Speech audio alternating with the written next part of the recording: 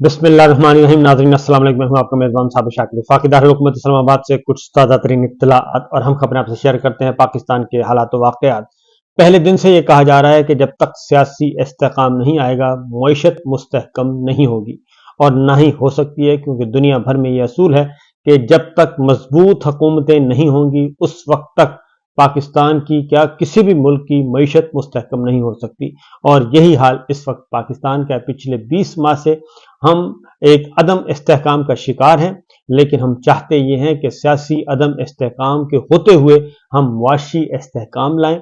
और हमारे यहाँ अपने यहाँ जमहूरियत का कत्ल हो रहा है, आइन का कत्ल हो रहा है और कानून का कत्ल हो रहा है, अदलिया का निज़ाम तबाह बर्बाद कर दिया गया है, सहाफ़त को बर्बाद कर दिया गया है। लेकिन हम ये चाहते हैं कि अक़वाम आलम यानी कि दुनिया के ममालिक वो हम पर एतबार करें, बैरूनी सरमायाकार हम पर एतबार करें और हमें ज़्यादा से ज़्यादा सरमायाकारी दें।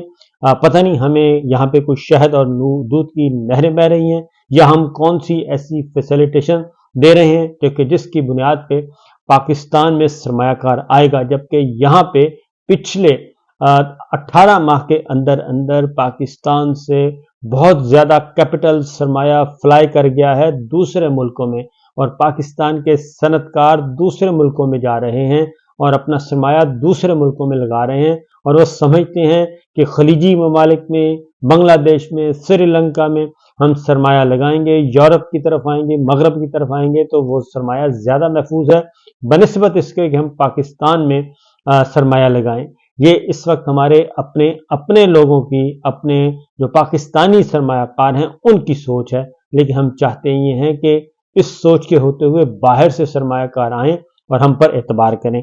सूरत हाल इस वक्त ये है कि ये सब कुछ इसलिए है कि हम पर एतबार इसलिए नहीं किया जा रहा कि हमारे यहाँ पॉलिटिकल स्टेबिलिटी नहीं है और गैर यकीनी की सूरत हाल है कि पता नहीं कल क्या हो और आने वाले दिनों में क्या होगा। हम पाबंदियों पर पाबंदियां लगाई जा रहे हैं, मीडिया पर पाबंदी, अदलिया पर पाबंदी, सहाफ़ियों पर पाबंदी, हर तरह की पाबंदियां हैं, लेकिन हम अपनी डगर तब्दील करने के लिए तैयार नहीं है। सूरत हाल इस वक्त ये है कि पाकिस्तान के अवाम जो महंगाई की चक्की में पिस चुके हैं। फिर हम ये तवक्को करते हैं कि उन्हीं 15-20 जमातों को, वही जो बदनुमा चेहरे हैं, उनको हम मुंतखब करवा लें पाकिस्तान के अवाम से। पाकिस्तान के अवाम ये करने के लिए तैयार नहीं है। वो जिसको समझती है कि जिसने ना इस मुल्क को लूटा, ना इस मुल्क को बर्बाद किया, ना उसने ना उसकी काबीना ने, उसका नाम इमरान खान और उसकी काबीना है, वो समझते हैं कि वही एक ऐसा लीडर है जिसको वापस लाया जाए और हमें हक राय दही दिया जाए, हम वोट डालें और वो वापस आए और वापस आके अपनी हुकूमत संभाले और उस पे फिर आगे बात बढ़ेगी। इस वक्त मेरे सामने कुछ खबरें हैं, वो खबरें आपकी नज़र करते हैं जी, और उसके बाद हम इन खबरों के पीछे, उसके बाद आपको अंदाज़ा हो सकेगा कि हम कहाँ खड़े हैं। बिजली की कीमत एक बार फिर बढ़ रही है पाकिस्तान के अवाम के लिए, ये बहुत ही बुरी खबर है। इजाफा जो है अक्टूबर की माहाना फ्यूल एडजस्टमेंट की मद में किया गया है और ये बिजली की कीमत में तकरीबन 3 रुपये 7 पैसे फी यूनिट का इजाफा तजवीज़ किया गया है और नोटिफिकेशन भी जारी हो गया है। दूसरी जानब गैस सार्फिन मजीद इजाफे के लिए वो कहते हैं जी रेडी हो जाएं और सुई नादरन गैस ने मजीद 137% महंगी करने की दरख्वास्त दायर कर दी है। सुई नॉर्दर्न गैस ने 137.62% यानी 100 गुना से भी ज्यादा, डबल से भी ज्यादा जो है वो गैस महंगी हो रही है। सुई नॉर्दर्न गैस 1715 रुपए फी MMBTU महंगी करने की दरखास्त की है और ये इजाफा 1 जुलाई 2023 से मांगा गया है, यानी जुलाई, अगस्त, सितंबर, अक्टूबर, नवंबर और ये दिसंबर चल रहा है, यानी पिछले 6 माह से ये इजाफा किया जाएगा। तो उसके लिए आप लोग तैयार हो जाएं। माली साल 2023-24 के लिए 181 अरब 51 करोड़ 60 लाख रुपए कमी का तखमीना है, आप तसव्वुर कर लें। और गैस की कीमत 2961 रुपए 98 पैसे फी MMBTU मुकर्रर की जाए, ये दरखास्त की है। तो ये भी एक आपके सामने एक तस्वीर मैं रख रहा हूं, तो उसके बाद आपको अंदाजा हो सकेगा कि हम कहां खड़े हैं। दूसरी जानिब एक और मुसीबत का पहाड़ हम पे टूटने वाला है। IMF अभी तक एग्जीक्यूटिव बोर्ड के उस इजलास के शेड्यूल को हतमी शक्ल नहीं दे सका जिसमें पाकिस्तान की दरखास्त पर पहले जायजे की तकमील और $3 अरब के स्टैंड बाय एग्रीमेंट प्रोग्राम की $70 करोड़ की दूसरी किस्त का इजरा होना है। लिहाजा ये अब किस्त जो है वो रुक गई है और ये इजरा अब जनवरी में होने का इम्कान है, यानी कि दिसंबर में अब ये नहीं होगा और ये जनवरी में होगा और जनवरी में उस वक्त होगा जब इलेक्शन शेड्यूल अनाउंस हो जाएगा। ये आपको मैं खबर दे रहा हूं कि $70 करोड़ की किस्त IMF हमें उस वक्त देगा जब इलेक्शन शेड्यूल अनाउंस हो जाएगा, उससे पहले वो ये किस्त नहीं देगा, क्योंकि पाकिस्तान में जो खबरें चल रही थी वो थी इलेक्शन के डिले होने की और इस वक्त भी चल रही हैं। तो इससे आप अंदाजा कर सकते हैं कि हम कहां खड़े हैं। ये जो बार बार कहा जा रहा है जी कि पाकिस्तान की मईशत बेहतर हो गई है, बहुत कंट्रोल में आ गई है और एक कमेटी है वो काम कर रही है, वो बहुत अच्छा काम कर रही है और निगरान हुकूमत ने भी बहुत अच्छा काम किया, पिछली हुकूमत ने भी।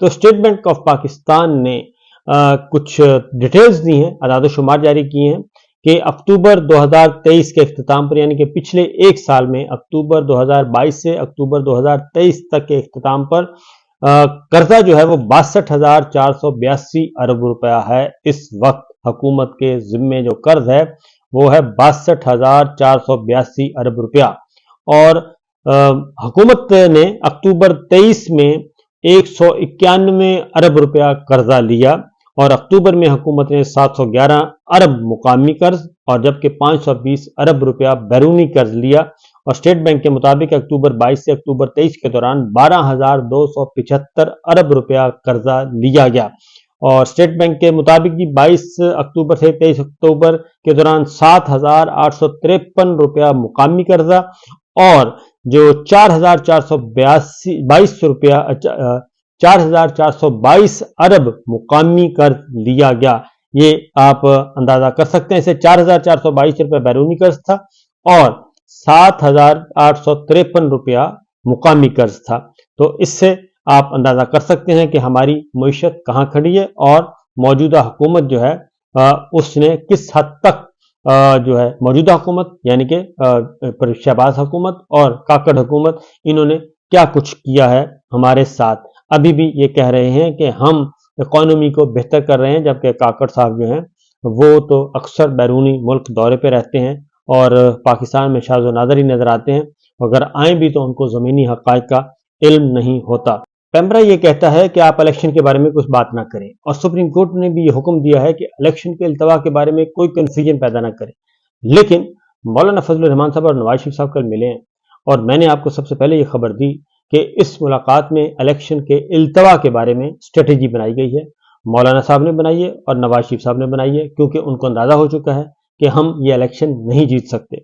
अब उसकी डिटेल भी सामने आ चुकी है। तफसीलात जो हैं तो मौलाना फजल रहमान साहब ने मीडिया से की है गुफ्तगू और मौलाना फजल रहमान साहब ने खुद ही ये बता दिया है कि हम इंतखाबात में जाने के लिए हर वक्त तैयार हैं, लेकिन इंतखाबात के लिए माहौल फराहम होना चाहिए और पीटीआई पार्टी नहीं है। इनके इजलास से पता चला कि पीटीआई एक गुब्बारा था जिसमें हवा डाली गई थी और अब पता चला कि पीटीआई एक गुब्बारा था और अब पता चला कि पीटीआई के गुब्बारे से हवा निकल गई है और जिन लोगों की वफादारियां तब्दील हो रही हैं जबरदस्ती पीटीआई में लाया गया था। इसका मतलब यह है कि अब जिन जमातों में उनको भेजा जा रहा है वो सब भी जबरदस्ती से ही जा रहे हैं और उनको जबरदस्ती पीटीआई में लाया गया था, फिर जबरदस्ती नून लीग में जा रहे हैं, जबरदस्ती पीपल्स पार्टी में जा रहे हैं, जबरदस्ती मौलाना साहब के पास जा रहे हैं। तो अगर ये उनके लोग हैं तो फिर उन्हीं के पास ही जा रहे हैं जिनके हैं। तो इसलिए फिर उन्होंने कहा कि 2 सूबे इस वक्त दहशत गर्दी की लपेट में हैं, तो हमारे कारकुनान शहीद हो रहे हैं। डेरा इस्माइल खान, टांक और लखी मरवत में पुलिस है ही नहीं, तो इस बदअमनी की सूरत हाल में क्या इंतखाबात हो सकते हैं। और हमने नून लीग के साथ मिलकर तहरीक चलाई है, हम नून लीग के साथ ताल्लुक बरकरार रखना चाहते हैं और इनके साथ सीट एडजस्टमेंट करेंगे, वजीर आजम वही होगा जिसे अवाम चाहेंगे। तो मौलाना फजलुर रहमान साहब ने 2 सूबों यानी कि बलूचिस्तान और खैबर पख्तूनख्वा को बुनियाद बनाकर इलेक्शन के इल्तवा का जो एक एजेंडा है, खुफिया एजेंडा, उसकी निशानदही कर दी है।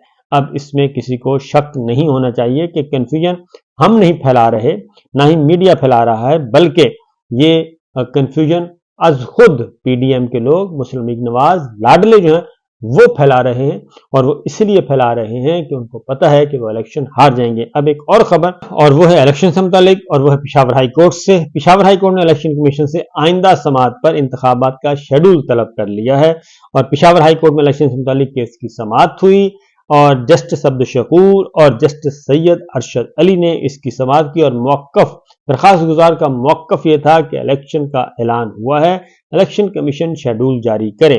وکیل الیکشن کمیشن نے کہا کہ جی بغیر شیڈول کے الیکشن نہیں ہوتا، شیڈول بھی آ جائے گا۔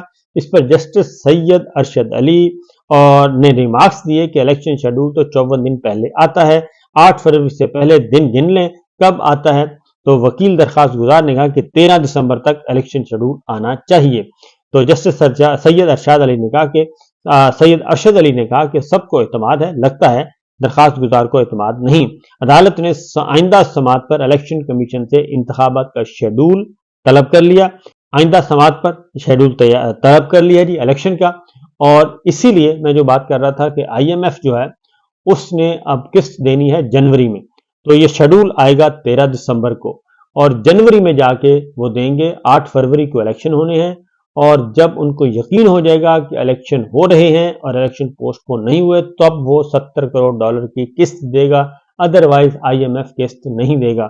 ورنہ یہ تھا کہ دسمبر میں قسط ملنی تھی، اس مہینے انہوں نے انکار کر دیا ہے، وہ اپنے پروگرام میں ہی اس جائزہ رپورٹ کو نہیں رکھا، شیڈول ہی نہیں کیا۔ تو اس سے آپ اندازہ کر سکتے ہیں کہ پاکستان کی اس وقت موجودہ حکومت جو ہے، رجیم جو ہے، اس پہ کوئی اعتبار کرنے کے لیے تیار نہیں ہے۔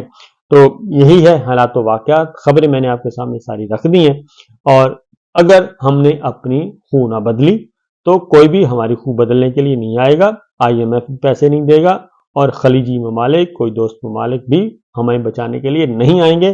تا وقت کے الیکشن نہیں کروایا جاتا، اور الیکشن صرف ہونا نہیں ہے، الیکشن صاف، شفاف، غیر جانبدار ہونا چاہیے، اور اس میں تمام پولیٹیکل پلیئرز حصہ لینے کی اجازت ہونی چاہیے۔ تو یہ ہے سچویشن جناب، دیکھتے ہیں کیا ہوتا ہے۔ اجازت دیجیے، اللہ حافظ۔